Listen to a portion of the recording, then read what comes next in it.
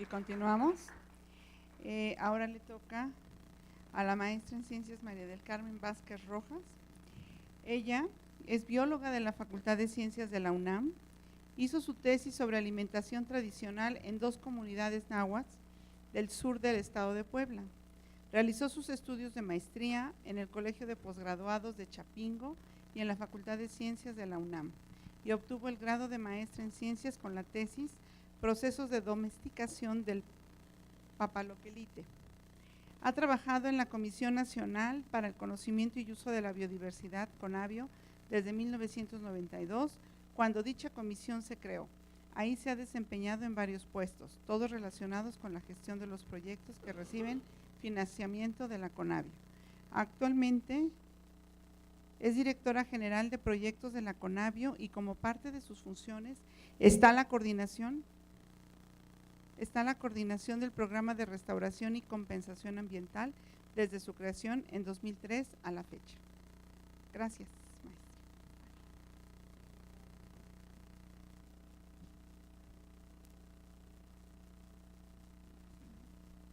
Bueno, ya, ahora sí.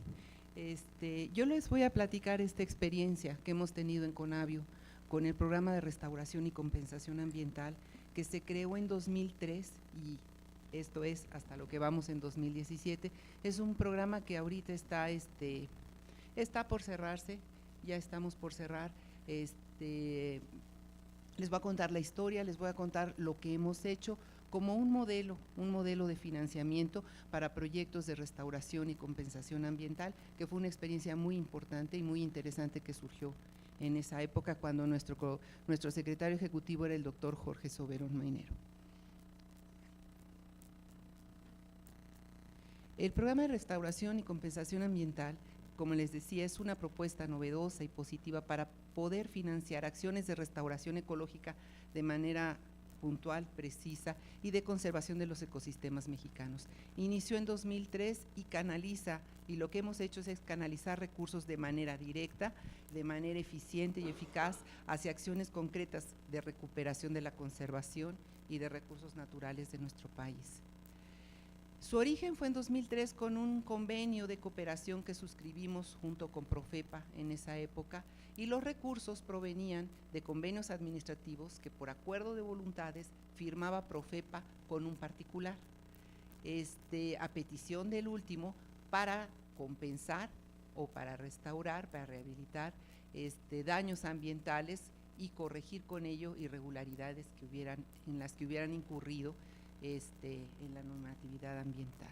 Ese dinero lo depositaban en el fideicomiso Fondo para la Biodiversidad, que es el fideicomiso de CONABIO, y se manejaba a través del programa de restauración. Los tipos de recursos que nos llegaron al programa fueron de 2 tipos. Uno, que le llamamos de destino específico, en donde en el mismo convenio suscrito entre Profepa y el particular se establecía para qué acciones tenían que llevarse a cabo. Por ejemplo, restaurar un arrecife o restaurar una zona aledaña a algún tipo de obra o de daño llevado a cabo. Y los que no tenían un destino específico, que se deberían dedicar o se dedicaron a acciones y medidas de compensación, es decir, a un destino amplio que ahora les explicaré cómo se definía.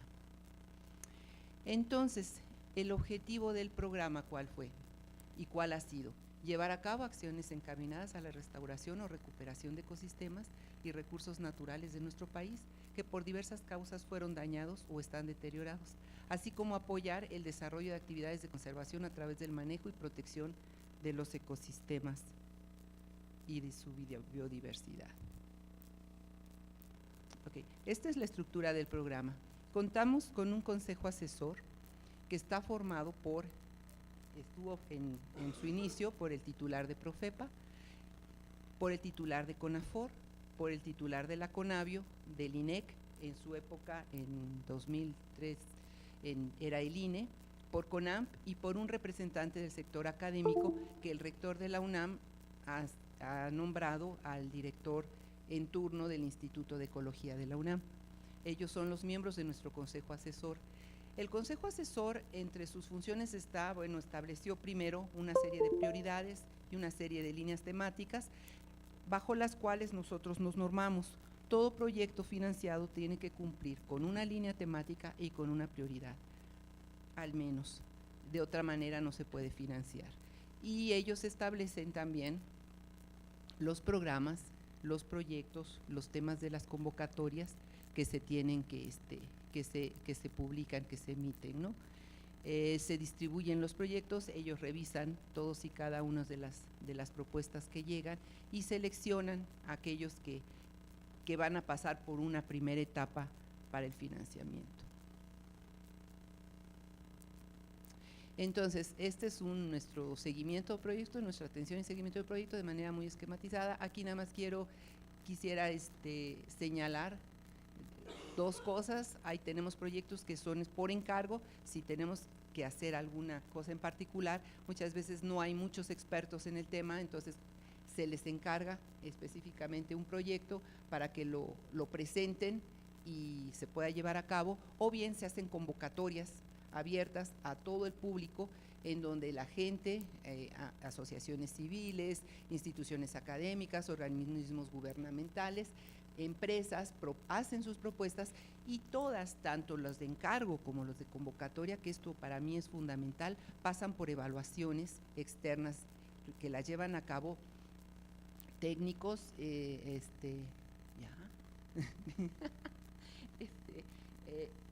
académicos o técnicas expertos externos a la CONABIO. Solamente los proyectos que pasan por esta evaluación y son aprobados son los que son financiados. Entonces me voy a ir más rápido.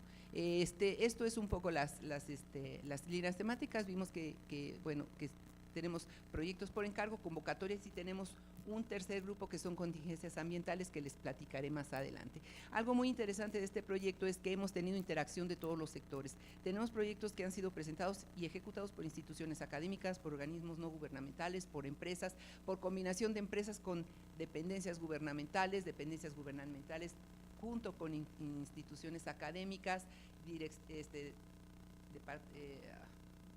gobierno con ONGs y gobierno solo. Entonces, todas estas interacciones se han dado en nuestros diferentes proyectos. Hemos logrado conjuntar a los distintos sectores en distintas acciones. Prioridades, tenemos las que pueden leer ahí, son las prioridades, que son los proyectos que se tienen que llevar a cabo o en áreas críticas prioritarias de la Profepa, o en áreas dañadas, o en ANPs, AICAS, o que involucren especiales en la NOM, o que refuercen actividades de Profepa, CONAF y los demás, alguno de los demás miembros del Consejo Asesor. Las líneas temáticas, tenemos conservación, restauración y contingencias ambientales. En esa proporción son los proyectos que hemos financiado. A la fecha hemos financiado 220 proyectos. En la línea temática de restauración, me voy a ir más rápido, estos son los proyectos que hemos financiado con ese porcentaje: monitoreo, estudios para la restauración, que generalmente son estudios académicos que nos dan información útil para acciones concretas de restauración. No son cosas que se quedan como en el tintero, sino que van realmente enfocados hacia algo así. Reintroducción, extirpación de especies y restauración y recuperación o remediación de áreas dañadas. Estos ven todos los puntitos, son proyectos de restauración, acciones concretas de restauración que se han llevado a cabo dentro del programa, con colaboración de diferentes instancias, y esos son los temas que hemos tocado. No son todos, son como los más grandes, ¿no? Tuvimos una experiencia en Cuenca de Burgos por unos recursos que depositó Pemex, exploración y producción de Pemex, y estos son los proyectos que se hizo una regionalización en particular para esta convocatoria por expertos para canalizar los proyectos, y ellos fueron los que asesoraron a nuestro Consejo Asesor para poder definir las bases de nuestra convocatoria. Nos enfocamos a 3 zonas. Una zona que es la de la derecha, de la Laguna Madre, para recuperar biodiversidad, humedales, etcétera. La parte de en medio, que es en donde más impacto hubo por todo este proceso de exploración de Pemex, y arriba un proyecto de UMA para también favorecer este tipo de acciones, ¿no? Como resultado de estos proyectos, que fueron 3 en total, tenemos reforestación, rehabilitación de suelos, control de cárcavas, presas filtrantes, se estabilizaron dunas, se fortalecieron 15 humas, se rehabilitaron 2 humedades, se reintrodujeron 2 especies de la zona y no se dejó de lado cuestiones de educación, ¿no? Ay, me pasé. Bueno.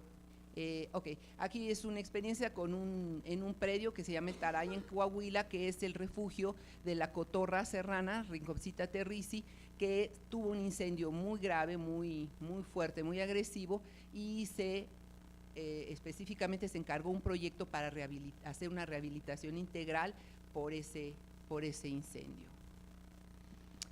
También hemos participado en restauración de arrecifes por encallamientos, y eso ha permitido establecer toda una infraexstructura académica desde viveros de corales, su reintroducción en campo, y se ha hecho una colaboración muy interesante en INAPESCA, ECOSUR, CONAM, UNAM, Xcaret. Es decir, tenemos empresa, instituciones académicas y organismos gubernamentales, que eso es lo más interesante, estas colaboraciones.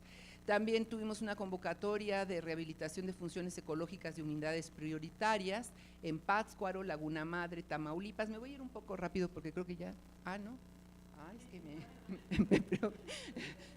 ok, debajo. Ok. Que ya recuperé el tiempo. Ok. En La Mancha, y por ejemplo, estos son 2 casos, en La Mancha y Tampamachoco, en Veracruz, se erradicaron 2 especies de pasto, y Dalbergia es una leguminosa, y además se hizo monitoreo. El monitoreo siempre nos acompaña intentamos que nos acompañe a lo largo de los proyectos de restauración, si se puede, posteriormente monitoreo, ¿no? Rehabilitación hidráulica de alrededor 20 hectáreas de manglar y construcción y desasolve de 150 metros de canales. En Isla Guadalupe fue un proyecto muy bonito en donde se erradicaron perros ferales y cabras, se restauró también suelo con la construcción de terrazas y se reforestó con ciprés de Guadalupe, una especie típica de la isla. Entonces, como ven, es un proyecto que toca y que combate varios frentes, no es una cuestión nada más de una sola acción. San Pedro Mártir, es un proyecto emblemático porque se hizo la introducción del cóndor de California, estuvieron trabajando en California mucho tiempo y nosotros apoyamos una partecita de la reintroducción aquí en México. También participamos en un proyecto muy grande con la CONAM, también somos una de las fuentes de financiamiento, no siempre somos las únicos, sino somos una parte de todo el financiamiento para este proyecto que tiene la CONAM grande, que sigue funcionando, que se llama Fábrica de Agua, con la reforestación, hacer senderos interpretativos y creación de sitios de refugio para ese conejito, Romero Lagus. En la línea temática de conservación hemos trabajado esas son las sublíneas temáticas, llamémosle, de la parte de conservación, que protección y seguridad de obras de prevención, obras de carácter ambiental en zonas dañadas y aledañas, no se ha financiado ningún proyecto ahí, educación ambiental, compra de tierra, servidumbre ecológica, desarrollo comunitario y sustentable, estudios de conservación, que son la mayoría, tiene un fuerte componente académico esta línea temática, y monitoreo de poblaciones y áreas naturales. Es importante señalarles que un solo proyecto no se dedica a una sola cosa, un proyecto nos va a dar muchos resultados y muchos productos, y casi todos están involucrados en cuestiones de educación ambiental, no lo dejan de lado, pero estos son los que básicamente se dedicaron a cuestiones de educación ambiental. Ok, podemos ver una distribución de las acciones de conservación, son una muestra también de los proyectos que ahorita vamos a ver con más detalle. Hicimos una convocatoria de monitoreo para sistemas arrecifales. Esto fue por un dinero que fue por 2 encallamientos en sistemas de arrecifes que causaron un daño a los arrecifes, pero este daño fue como por lo menos 2 años o más antes de que el dinero ingresara al fideicomiso. Después de que tuvimos el dinero, se hizo una consulta con nuestros expertos, quienes indicaron que no era conveniente en ese momento meternos a hacer acciones de restauración, porque la naturaleza, y seguramente por el tamaño y las condiciones del sitio, ya había hecho parte de su trabajo, y que meternos a hacer restauración del arrecife podía ser más perjudicial para el lugar que otra cosa. Así es que nos dedicamos a hacer monitoreo para conocer el estado de salud, y se hicieron 2 convocatorias, una en la parte del Caribe y del Golfo y la otra del Caribe, por eso están en 2 colores. Y en todos esos arrecifes tenemos monitoreo por al menos 6 años, lo cual es, puedo decir, inédito en este país, poder financiar un monitoreo de tanto tiempo. El dinero, bueno, es una línea base, caracterización, ir viendo cómo va, cuál es el estado de salud de los arrecifes, y entregar planes de manejo a la CONAMP. Siempre tratamos de hacer este vínculo, ¿no? En este caso fue una restauración hecha antes del inicio del programa, y a nosotros solamente nos encargaron poder llevar a cabo el monitoreo de la restauración realizada. Aquí el dinero que inicialmente asignaron para el monitoreo era para 1 año y nos alcanzó como para 8. Entonces tenemos datos de monitoreo por mucho tiempo. Monitoreo Manglares, este es un proyecto muy interesante porque tenemos sitios en toda la República, y esto lo que nosotros solicitamos a los de los proyectos es una caracterización ambiental y de estructura en campo. Esto aporta información a un sistema de monitoreo de los manglares de México, de la CONABIO, quienes determinan las condiciones de este tipo de vegetación en el país. Lo hacen, esto es con ayuda de cuestiones de geomática, etcétera. Entonces aquí estamos conjuntando la parte geomática con la parte de campo, y toda la información la pueden consultar en el geoportal de la CONABIO, en la página de la CONABIO. Eso es información pública. Hemos hecho estudios previos justificativos, mucho trabajo de conservación con la guacamaya verde en la reserva de la biosfera. Este es un proyecto que no hemos tenido muchos, pero es interesante porque se paga servicios ambientales por 30 años para proteger a este pajarito, la charapinta, en Sinaloa. Convenio con la comunidad, notariado, etcétera. Las contingencias ambientales es un apartado muy pequeñito, tenemos un dinero fijo para esto. Hemos apoyado a todas estas peticiones. Es un esquema muy sencillo, pero que podemos dar un dinero de manera prácticamente inmediata cuando hay un incendio incipiente. Sí, en sus primeras etapas, a las primeras 24, 48 horas, nos piden dinero que está iniciando o lleva muy poquito un incendio. Les damos el dinero en menos de 3 días para que cubran lo inmediato. Y el objetivo de esto es evitar que el incendio se vaya, ¿no? Se haga grande. Y son gastos que casi nadie cubre, como es gasolina, alimentos, palas, etcétera. Hemos atendido 62 incendios en 35 ANPs. Ok, para terminar, hemos financiado 200 proyectos, cerca de 220 proyectos, por cerca de 180 millones de pesos, de los cuales ahorita todavía tenemos 26 en desarrollo, 191 que ya concluyeron. Hemos trabajado en prácticamente todos los estados de la República en una gran variedad de ecosistemas. Tenemos ya una experiencia muy grande en el seguimiento y en la atención de estos proyectos. Tenemos un esquema establecido que nos permite asegurar en gran medida que los proyectos concluyen exitosamente, que entregan los resultados a los que se comprometieron, y no solo eso, sino que se han visitado proyectos años después de haber sido ejecutados, y que el efecto de los proyectos se continúa viendo en campo. Eso es algo muy importante. No acaban con nosotros, pues. Una evaluación de los logros alcanzados por el programa que se hizo en 2013, de los cuales les va a hablar Vicky, nos mostró que el 95% de los proyectos financiados tuvieron éxito en el cumplimiento de sus metas. Eso no es fácil decirlo. Y estos proyectos han generado cientos de resultados con impactos importantes en el tema de restauración, generación de información, educación ambiental, atención de incendios, restauración de poblaciones silvestres. Hay aquí una gran experiencia en este programa, en todos estos 220 proyectos, que es muy importante capitalizar. Y para terminar, un anuncio. Todos los productos, todos los datos crudos, todas las fotografías, toda la cartografía, todo lo que se ha generado en todos y cada uno de los proyectos están a su disposición en nuestra página de Conavio. Si ustedes quieren las hojas de cálculo de la gente que tomó las medidas, están en la página de Conavio, accesibles a todo el mundo.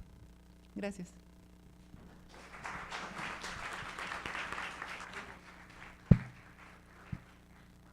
Muchas gracias, maestra Carmen Vázquez. Ahora la sesión de preguntas. Carlos, por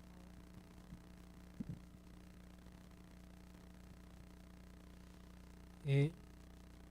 Creo que la explicación de la doctora con respecto a la aplicación, el destino de los recursos ha sido muy vasta.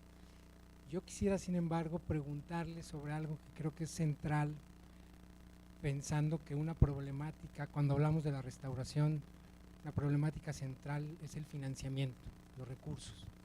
Entonces, creo que la experiencia de este fondo, la buena y la mala, nos puede orientar mucho con respecto a las características de los financiadores de los proyectos. Entonces, le pediría yo si pudiera ampliarnos un poco más en relación a las características de quiénes son, quiénes han sido, el perfil, digamos, de quienes financian, si van a la alza, si van a la baja, si son donadores que prefieren depositar en este fondo que se va a destinar a la restauración recursos antes que hacerlo por sus propias vías y utilizarlo con fines propagandísticos, si son privados que están de alguna manera en una situación un poco vulnerable o amenazada o queriendo quedar bien con la Profepa, es decir, cuáles son los incentivos que ha habido atrás del financiamiento, y en función de eso entonces si nos pudiera incluso decir una evaluación práctica, una percepción, qué tan atractivo puede ser este esquema, esta forma de esquemas con fondos y con un aval, digamos, técnico, que es la Conavio, para impulsar las acciones de restauración, que por otro lado, como nos dijo, en algunos casos son con destino específico y en otros pueden financiar quizás actividades que de otra manera no van a encontrar financiamiento.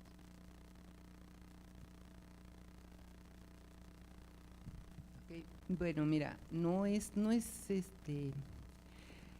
como dije al principio, el origen de los recursos es a partir de un convenio que por acuerdo de voluntades se estableció entre Profepa y particulares, pero estos particulares cometieron algún daño ambiental y compensaron por acuerdo para, se me fue el término pues, pero para quitar el proceso administrativo, dieron recursos para compensar el daño. O sea, es un arreglo que sucedió en la Profepa en esa época con un particular. El flujo de dinero para este fondo fue muy corto, muy corto. Te puedo decir que fueron como 8 meses. Y ahí se paró. Hubo cambios y ya no se continuó. Los recursos que entraron se siguieron administrando, generaron rendimientos y los rendimientos se siguieron invirtiendo en proyectos de restauración y compensación para el programa. Entonces no es algo que ha sido muy largo ni es que haya muchos, fueron más o menos pocos los convenios administrativos que suscribió en ese momento la Profepa con diferentes particulares. Algunos motivos de encañamiento, otros por cuestiones de obras que llevaron a cabo, de los que tengo en mente, CFE, Pemex, un hotelero en Quintana Roo, también tenemos recursos de ellos, pero no son muchos, son pocos. Todos tenían alguna responsabilidad. En esa parte nosotros no estuvimos presentes, a lo que nosotros nos llegó fue el dinero y tenemos bueno, está en la copia de los convenios, ¿no? Toda esta información de qué es el programa, cómo surge, todo esto está en la página, todo.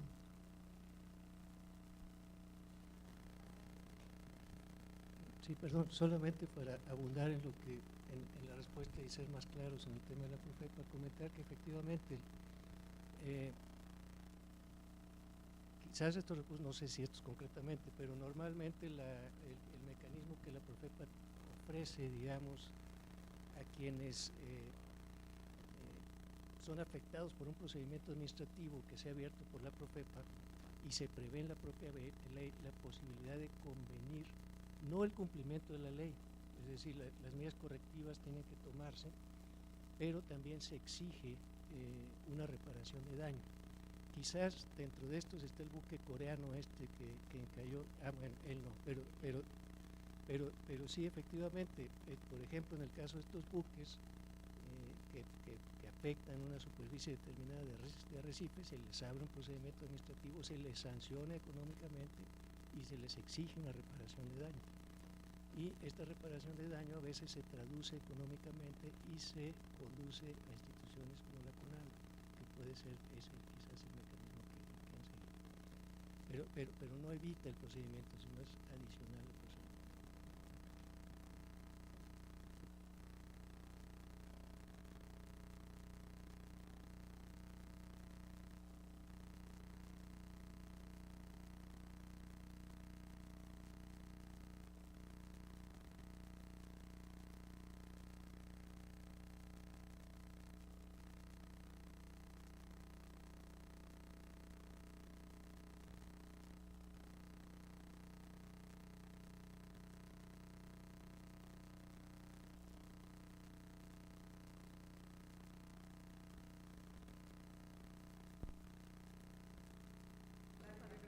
Perdón.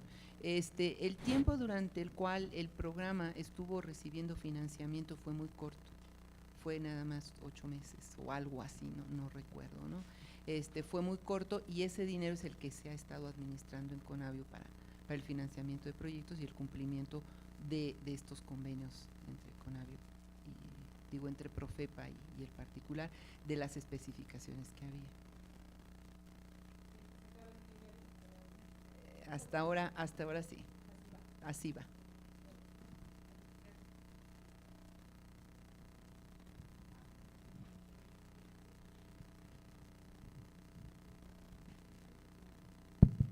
Gracias. Va ligada a la pregunta de la compañera. Ahorita que ya está cerrando este programa, ¿qué va a pasar con el monitoreo y el seguimiento de estos proyectos? Pues ya ahora sí que a lo largo de la vida de ellos. Okay. Mira, los proyectos de monitoreo se firmaron, el convenio inicial y la idea de la convocatoria inicial era por 3 años, luego pudimos ampliarlo a 6 años y algunos pues han podido continuar un poquito más, pero no muchos más. Se acaba el financiamiento y ya se acaban los proyectos, porque no tenemos recursos para poderlos seguir manteniendo. Bueno, lo que esperamos es que con toda esta información que han recabado, que te digo que es algo no es común, los diferentes grupos académicos puedan conseguir financiamiento por su cuenta para hacerlo. El hacer el monitoreo ya no resulta tan caro, porque no son salidas constantes, no son salidas a veces cada 6 meses o cosas por el estilo, porque ya lo difícil es como la línea base. Ya que tienes la línea base, es ir viendo cómo va cada menos tiempo. Lo ideal sería pues tenerlo como por más tiempo, pero lo que hemos visto es que muchos de los proyectos que hemos financiado a partir del programa han servido como una semilla que han favorecido el ir jalando cada uno de los responsables de los proyectos, financiamiento por otros lados. Y es increíble Eso no sé si lo va a tocar Vicky, pero es parte de las evaluaciones que Vicky y con el grupo que ella, con el que ella colaboró, el financiamiento y el impacto que tuvo el programa en todo esto, ¿no? Sí, buenas tardes. Bueno, en ponencia anteriores nos mostraban un mapa de los sitios que ya estaban autorizados para exploración de petróleo, con un proceso que genera impactos y daños negativos sociales y ambientales. Entonces mi pregunta es para el maestro Arturo, ¿cómo poder cancelar estas autorizaciones cuando se sabe y se tiene pruebas de que estos procesos generan impactos negativos, ¿no? Y también va para la maestra María del Carmen, ¿cómo se están involucrando las actividades de restauración en dichos procesos? Sí, muchas gracias por la pregunta, es muy importante porque tiene que ver con algo que no solemos conocer, pero las decisiones de la autoridad pueden ser impugnadas y quien otorga las autorizaciones es la Secretaría de Medio Ambiente y Recursos Naturales a través de los resolutivos de impacto ambiental, pues requieren otras autorizaciones de energía y de la SEA en este caso y de la Secretaría de Medio Ambiente y Recursos Naturales, que ellos toman una decisión después de evaluar un estudio que se les entrega, del cual pues hacen una valoración, toman una decisión y dicen te autorizo bajo estos supuestos o con estas condiciones y en estos plazos o en estos términos. Y normalmente una vez que está autorizado, entonces quien promueve el proyecto puede llevarlo a cabo.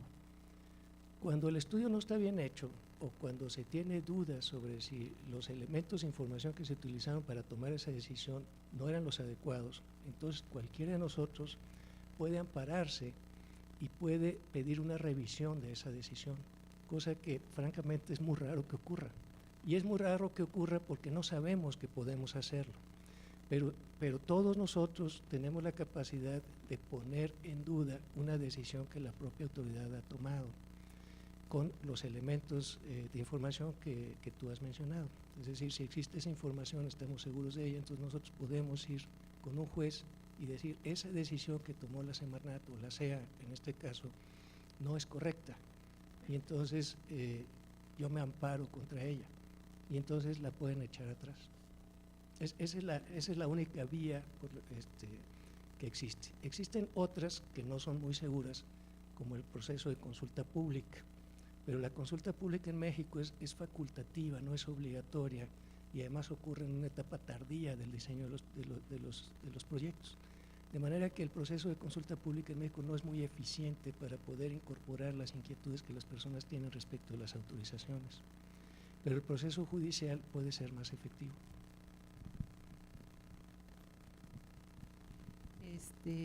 ¿Me puedes repetir la parte para mí?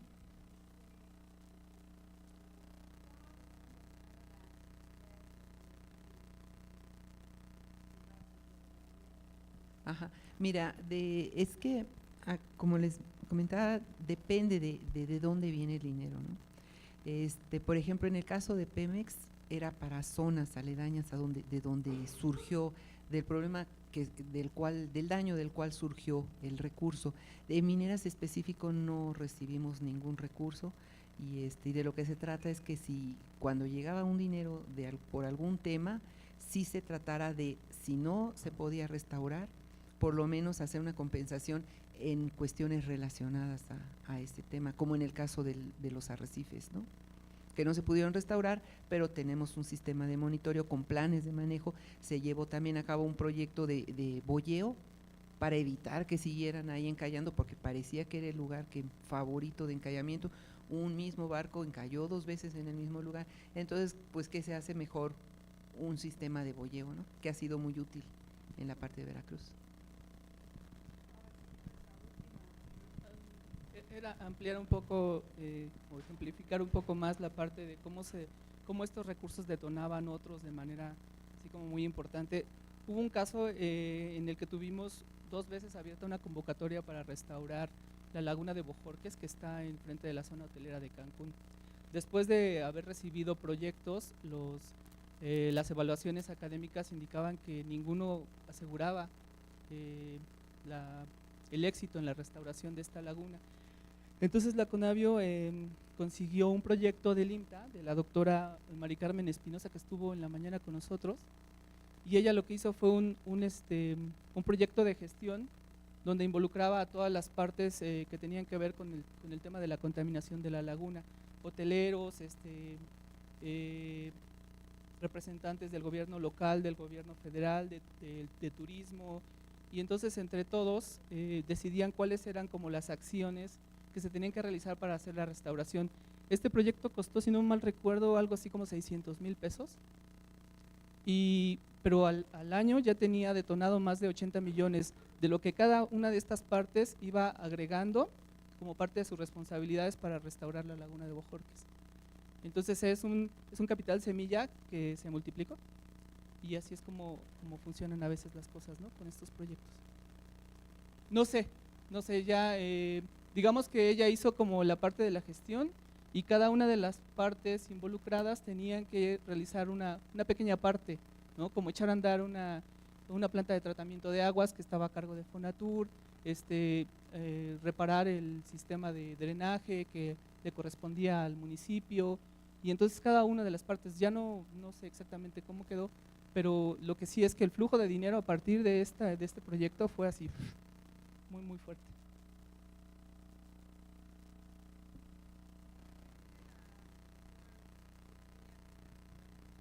Quería comentar sobre lo de la laguna de Bojorquez. Bueno, nosotros en la UAM Xochimilco fuimos parte del grupo que realizó las evaluaciones de estos proyectos, ¿no? Y lo que sucedió con la laguna de Bojorquez es que sí se generó un proceso muy importante en donde se empezó a dar un proceso de coordinación entre dependencias de manera muy muy importante para empezar a estar dando, digamos, los pasos para poder estar, digamos, llevando los procesos de recuperación de la laguna, y estoy diciendo recuperación, ¿no? Sin embargo, lo que estaba sucediendo es que cuando el dinero acaba y la responsabilidad por institución gubernamental que le toca aportar una parte no lo pone, el proceso se para. Y cuando nosotros realizamos esa evaluación, se había decantado un proceso muy interesante de movimiento, pero el presidente municipal decidió no participar, y entonces cuando hicimos la evaluación el proceso se paró. Entonces ya no sabemos qué pasó. Sería maravilloso ir a ver qué es lo que está sucediendo. Bueno, Raquel es de allá y creo que las cosas ya no caminan.